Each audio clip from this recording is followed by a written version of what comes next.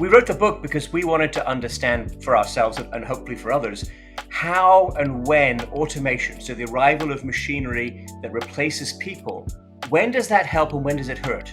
Because you're replacing people, you're displacing them from tasks that humans have been doing. Sometimes the resulting productivity increases lead to shared prosperity, and sometimes it doesn't. So the key question is, when do you get that shared prosperity? And of course, thinking about today and looking forward, do we have those conditions? Can we get those conditions to better share prosperity than in the immediate past? I wrote this book because I felt that I needed a full-length treatment of the question of what is the most important way that the Chinese government projects power beyond its borders.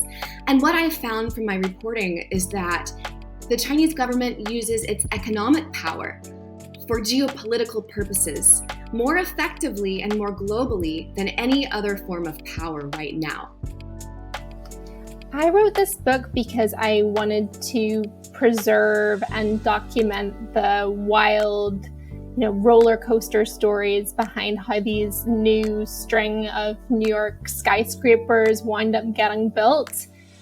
They sort of appeared on the skyline so seemingly overnight and transformed the skyline so dramatically that I felt like they and the colorful cast of characters behind them deserved the same kind of scrutiny and attention that any tech startup or bank CEO deserved.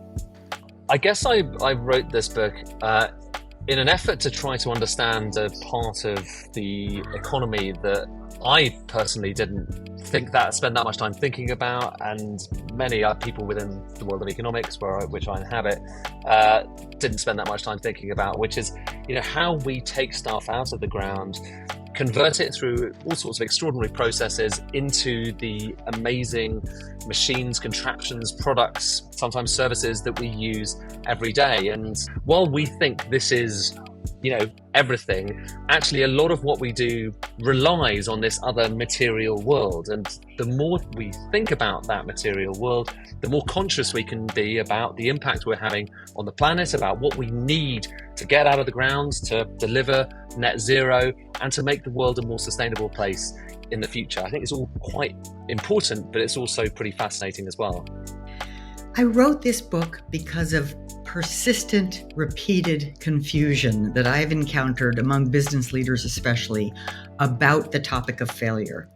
And that confusion, in my opinion, has profoundly affected how people lead organizations, and without the ability, essentially, to differentiate the good kind of failure from the not good kind of failure, there is an aversion to all failure that's problematic. Projects are just pervasive in the world today, in anything we are doing. Think about the climate crisis. The way we are going to get out of the climate crisis and its negative impacts is by doing one energy project after the other. Thousands and thousands, multi-billion pound, euro, dollar projects all over the world. That's the way that's going to happen.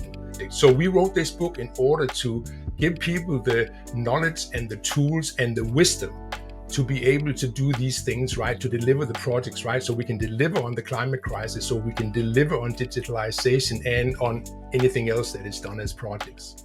This book started a few years ago when I got this crazy tip about a company that no one had ever heard of before called Clearview AI that had scraped billions of photos from the internet of people without their consent and built a facial recognition app that they said worked with something like 99% accuracy.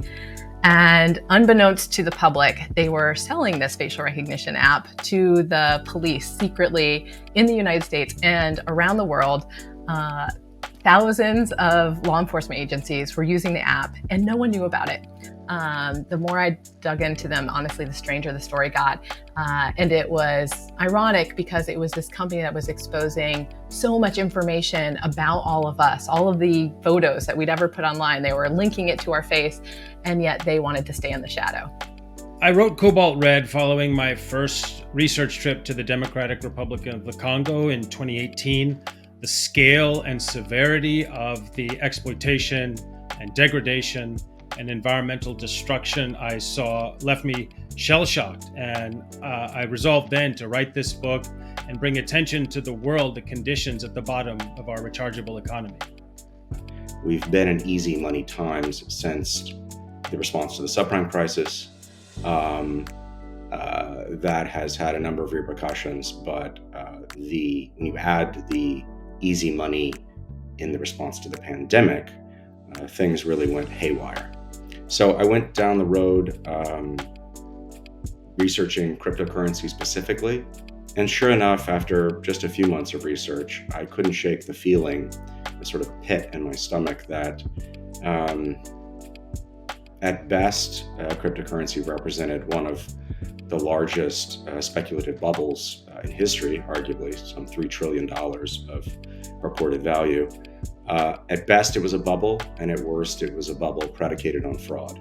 Basically, I set out to write Blood in the Machine some 5 years ago because it was growing clearer by the day that the power and influence accumulated by big tech firms were dramatically reshaping the way that we all lived and worked. Backlash was growing, not just against social media and smartphone use and websites that might spread disinformation, but against gig work platforms and automation and working conditions at companies like Tesla and Amazon. But we still called those who questioned or resisted technologies like those Luddites. So I decided to go to the source to see what parallels and lessons there might be in the story of history's most famous and probably most unfairly maligned critics of technology. One day I came across a mobile payments app called M-Pesa. So people in Kenya were using phone credit and tokens as currency in the absence of cash, and also sometimes in the absence of financial infrastructure. And this made me realize a few things. So one, that money was a technology, and two, that this particular money was issued by a mobile phone operator and not by the state. And then finally, that it was a money that was riding the rails of, a telecommunications operator, not a bank. And it was very much a light bulb moment for me. I feel that money is a technology, and the shapes that a technology takes aren't given or inevitable. So they could always be otherwise. And, who will do this and who gets to decide is really urgent.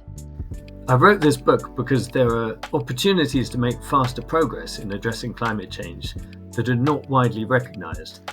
The economic advice to governments has often been wrong, and the greatest successes have been achieved when it's been ignored.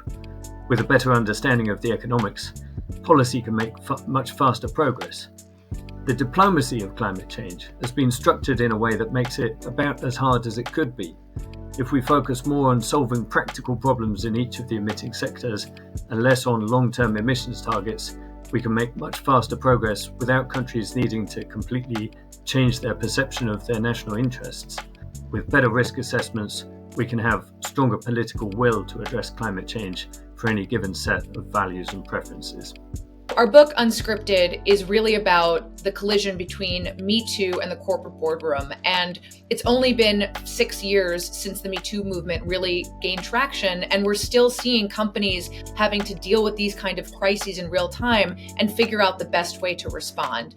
We wouldn't get an opportunity to write about this kind of thing very often. I mean, there were household name characters, but some of the characters that people didn't know were even more interesting. And the colorful personalities, the drama of it all, and then the underlying significance, we felt just cried out for a book. Well, I wrote the book because I wanted to make a prediction about what I see coming in the next 10 years with AI and synthetic biology. And when I went back and did research and looked at the history of technologies, and specifically general purpose technologies over the last millennia, what I found was that there's an overriding law of technology, which is that over time, if things are useful, they get cheaper and easier to use, and so they spread far and wide. And this story of proliferation is the overriding character of all science and technology in the history of our species. Business leaders have a choice in how they run their companies. They can either see their employees as a cost to be minimized, invest very little in them, and operate with high employee turnover, and that's the dominant approach in service industries.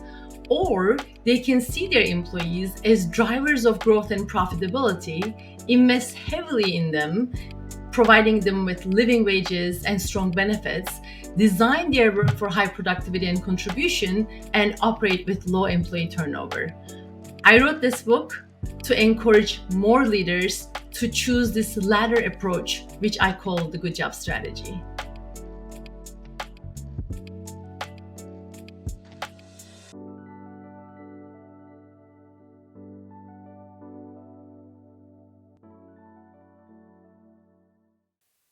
Hello everyone, I'm Rula Khalaf, editor of the Financial Times and chair of the judging panel for the Business Book of the Year. In this, the award's 19th year, we welcome Schroders as the FT's new partner. I'm joined today by Peter Harrison, Group Chief Executive of Schroders. Welcome, Peter. Thank you, Rula. Schroders is proud to support the Financial Times and Schroders Business Book of the Year award. It showcases the sharpest and most visionary thinking in the fields of business, economics, environment, and society. The authors and their books inevitably grapple with many of the world's biggest challenges, something which is fundamental to what we're doing for our clients every day at Schroders. 15 books were filtered by FT journalists from more than 500 entries for this year's award. The long list includes books about cryptocurrencies and the future of money, the growing influence of China on global business, how to fight climate change, the quest for better jobs, and how to avoid or face failure. And for 2023, the judges called in a 16th book that they felt should be included, Elon Musk by Walter Isaacson. Over the past few months, Rula, myself, and our fellow judges have immersed ourselves in the 16 long-listed books. Today, we had to decide on the shortlist of the 6 that will go on to compete for the top prize of £30,000. Just to remind you, the award will go to the author or authors of the title that provides the most compelling and enjoyable insight into today's business issues. I'd like to thank the judges who took the time to read through these books over the summer. Many thanks for their continued support for the award. And thank you to this year's long list of authors and their publishers. I'm also grateful for Nikkei for supporting this year's prize. I won't let our long list of authors, agents, and publishers wait a moment longer. Selecting the shortlist was, as ever, very, very hard. But we're delighted to announce the 6 finalists for the 2023 Financial Times and Schroders Business Book of the Year are Material World, a substantial story of our past and future by Ed Conway. Right Kind of Wrong, Why Learning to Fail Can Teach Us to Thrive by Amy Edmondson. How Big Things Get Done, the surprising factors behind every successful project, from home renovations to space exploration, by Ben Flewberry and Dan Gardner. Elon Musk by Walter Isaacson. Cobalt Red, How the Blood of the Congo Powers Our Lives by Siddharth Kara. The Coming Wave, AI, Power and the 21st Century's Greatest Dilemma by Mustafa Solomon and Michael Bazkar. Many congratulations to our shortlisted authors. We look forward to seeing you in person and online on Monday, 4 December for the winners' ceremony at Claridge's in London. See you in December.